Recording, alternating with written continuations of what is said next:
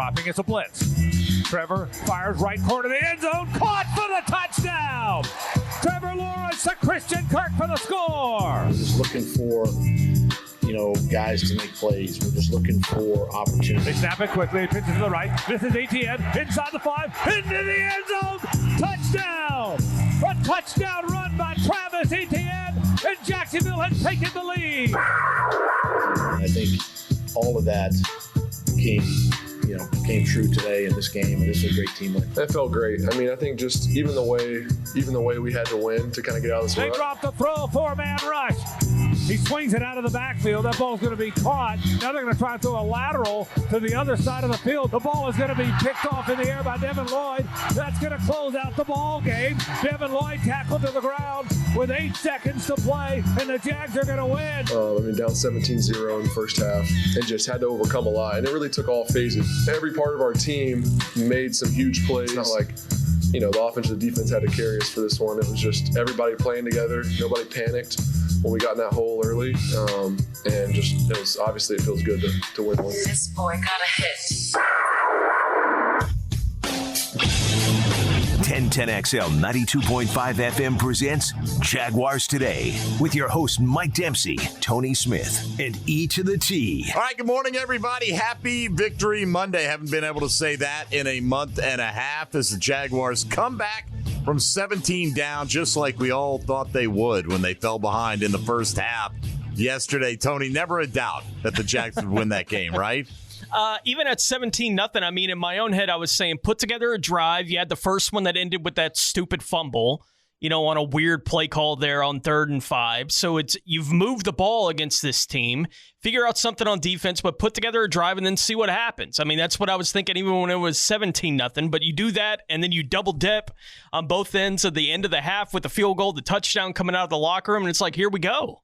For this football team, given everything that had happened in that first, 10 minutes of that football game, that they responded the way they did. Thank goodness, man. I don't know if I could come in and do a day where they had gotten beaten by 30, which it certainly could have fallen off the rails at that point. It looked like he was headed towards that level of play, and then the Jags would be 2-7 and headed to Kansas City, and the fan base would have been so far off the reservation at this point in time. Would have been just forget it. Season's over with kind of. And look, it may be anyway. They may not get into the playoff picture when it's all said and done, but they needed something to stop that losing streak, and they got the comeback. And not only did Trevor Lawrence play well in the second half, completing all but one pass, but the defense forced punt, turnover on downs, and then officially a turnover to end the game. So a shutout in the second half after allowing 20 in the first half. Didn't look like it was going that way when Davante Adams was basically running around like, hey, who's this new guy who wears number 17 that we didn't put a game plan together to cover in the first half? It was pretty pathetic, whatever the plan was against Adams in the first half. But you could see the adjustments even to that little play that they ran 3 or 4 times where they moved him into the backfield and then tried to run him into the flat, right? Mm-hmm. They did that 3 times at least with Adams. And the first 2 times they did it, it's like he's over there, he gets the matchup they want, and he's going up the sideline for 10 yards. Right, on the first couple. And then on the third one, they finally adjusted the coverage to it when they moved in the backfield. It's like, oh, here's the play that's coming. They didn't run anything else off of it. I'm surprised they never tried to run anything else off of it. They just ran that same play to Adams over there in the flat. They finally responded to it, and it's like, okay, good. They've adjusted in this second half to everything was going, and Carr was just miserable in the second half of that football game. He had opportunities, too. Yeah. I mean, Davante had some drops, I thought, and Carr had some off-target throws, and the Jaguars' defense did stiffen up some as well, especially late in the game where Carr had nowhere to go with the football, and he ended up throwing it out of bounds a few times, and then Dwan Smoot put almost the final nail in the coffin, so to speak, with that third down sack. So he's showing up.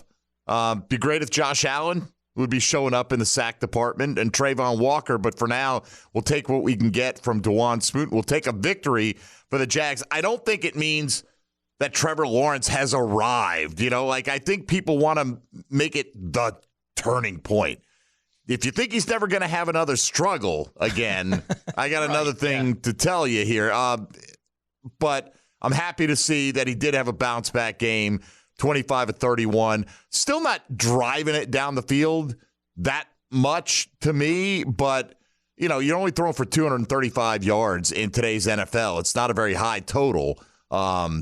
But, hey, it is what it is. The win's the most important thing. So if you want to talk about it today on Victory Monday for the Jaguars, you know the ways to do it. You can hit us up on the phone lines at 641-1010. Same number for the text line, designed by Lifetime Enclosures, or at any of our Twitter handles. By the way, David Garrard, where is he? He's got the day off. He is on assignment today, basking in the glow, in the afterglow of the Jaguars' victory. So our Monday morning quarterback will return next week. E.T., how are you? Yeah. Everything good? A little razzle-dazzle, something like nothing special. It seems like you're in a good mood. I don't know if it's Jaguar related. I think it's Breakfast Bowl related. Oh, that? Quite frankly. Oh, that. Yeah, that. It might be that. Yeah, I'm safe. You're safe. It's a good week. Tony Smith needs Chris Olave to go crazy tonight. Let me go ahead and submit my breakfast order to you right now, Tony. Yeah, well, he or D-Rock can take care of it. I'm going to be buying this. I don't think Olave's getting you 30, whatever you need 33 tonight. But I'm just happy to be able to watch Monday Night Football stress-free this week. All right. Again, if you want to get in at our Twitter handles, at MD_1010XL, at 1010XL Fat Tony, and at IME2.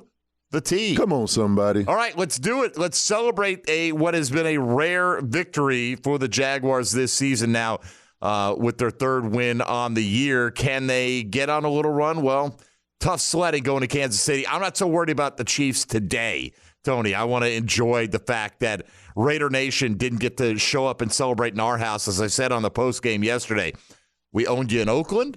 We own you in Jacksonville. We'll get you in Las Vegas eventually when we get around to it. So thanks for showing up and spending your money here in the 904. But that's all I got for you today. So Jaguar fans, be happy, but we'll talk about the good and the bad coming out of that. So that's your Chad and Sandy real estate question of the day. What is your reaction to the Jags' 27-20 win over the Raiders yesterday? You're listening to Jaguars Today on 1010XL and 92.5 FM.